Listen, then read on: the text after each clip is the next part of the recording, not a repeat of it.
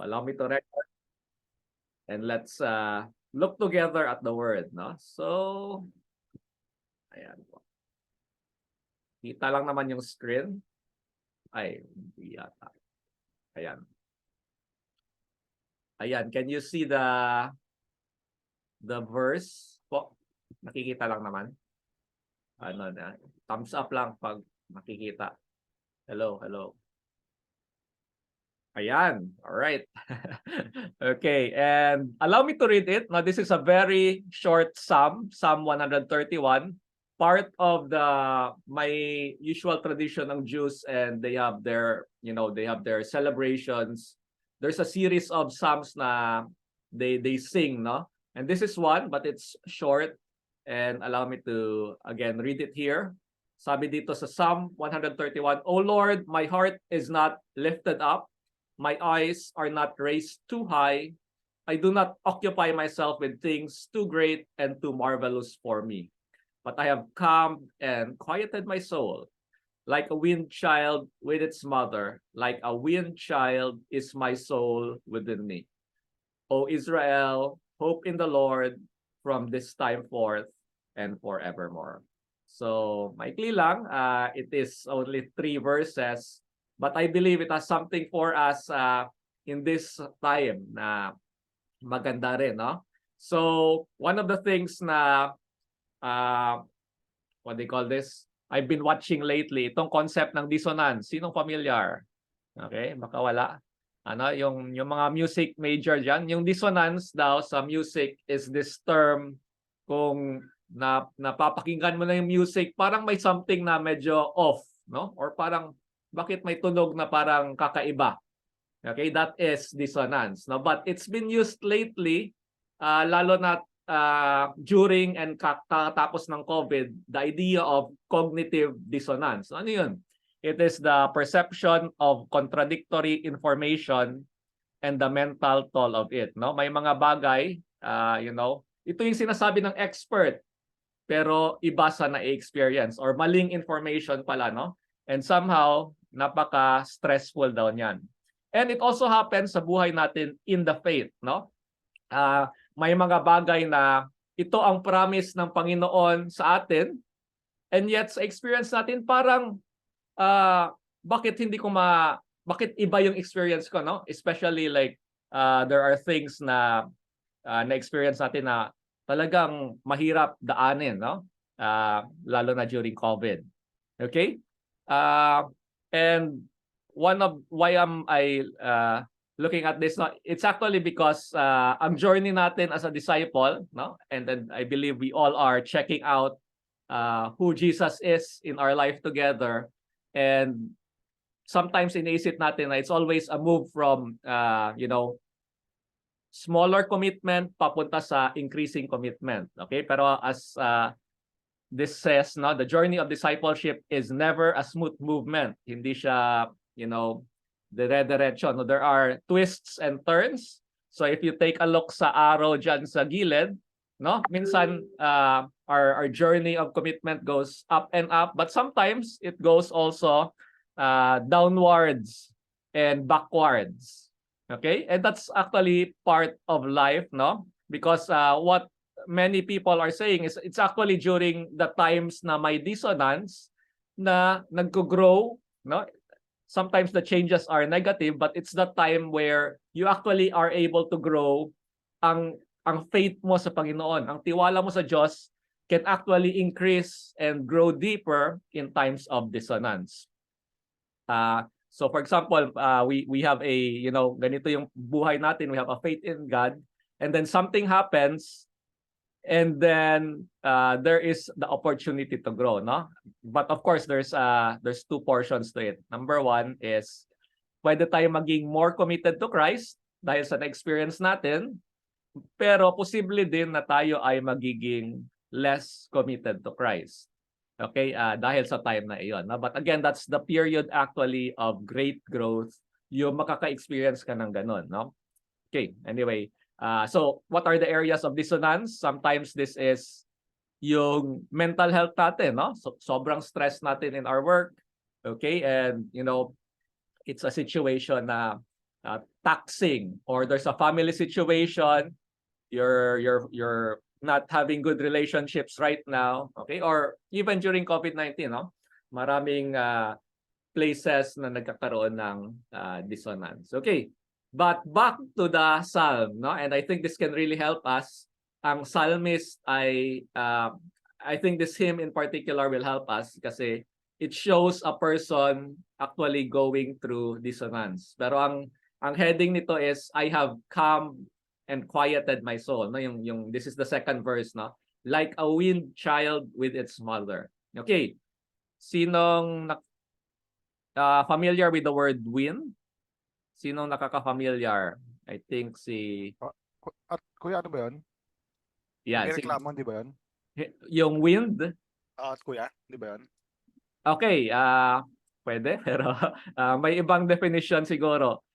Apple, are you familiar with this? I think ikaw at si Day siguro would be the one who would know this particularly.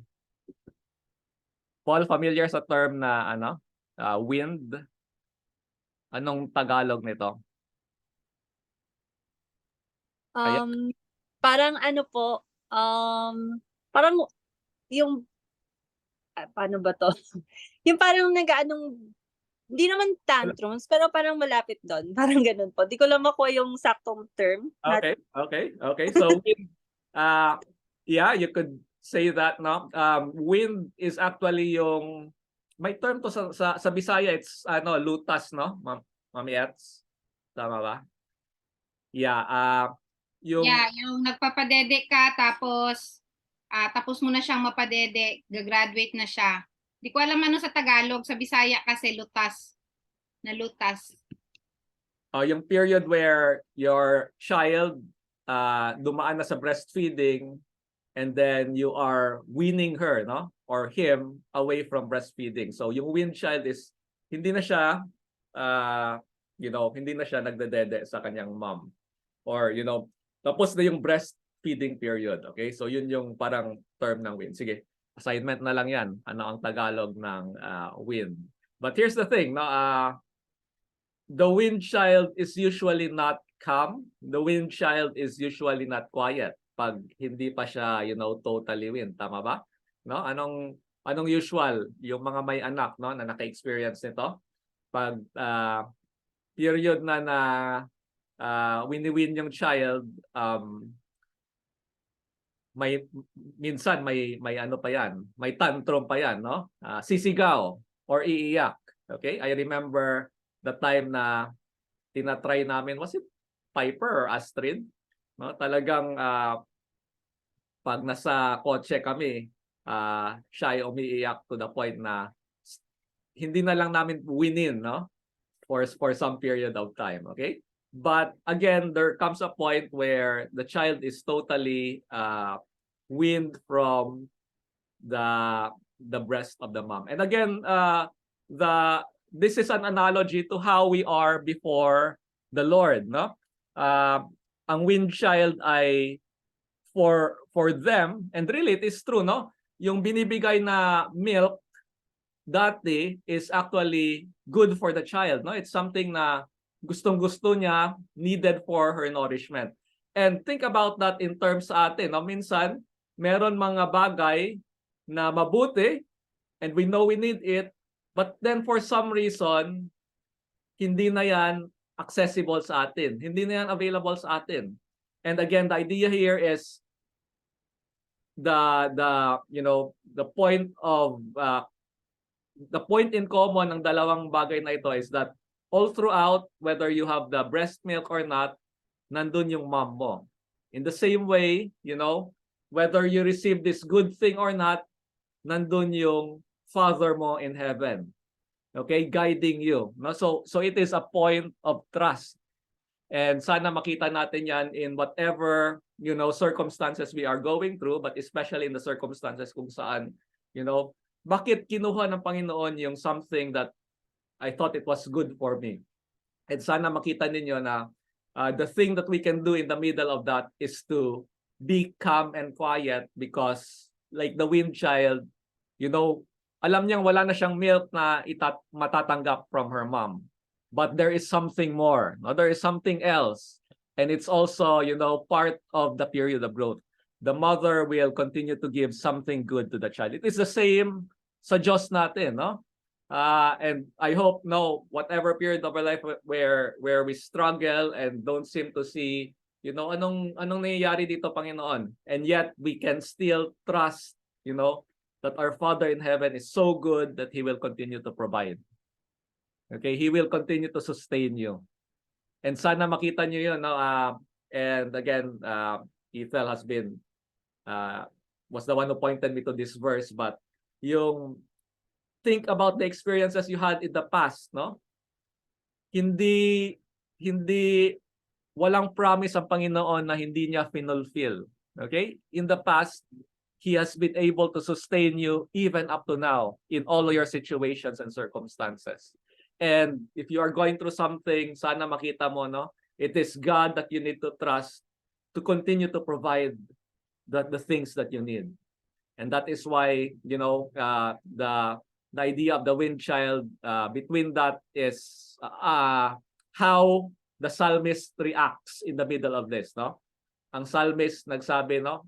I don't know what's happening, no? But my heart is not lifted up. Hindi ko na iniisip gaano kataas yung mga nangyayari. I do not occupy myself with things too great and too marvelous for me. Basta ako, kalma lang ako. Basta ako, I am quiet. And then towards the end, he says, no? In a sense, this is to everybody, no? But he's saying, "Oh Israel," no? Or pwede natin sabihin, "Oh church, oh people of CBCM, hope in the Lord." Okay? And I hope we can say that. I would like to even, encourage those who have gone through these periods and come out very hopeful. Continue to encourage those who are struggling and having a hard time. Sana masabi din natin like the psalmist, hope in the Lord from this time forth and forevermore.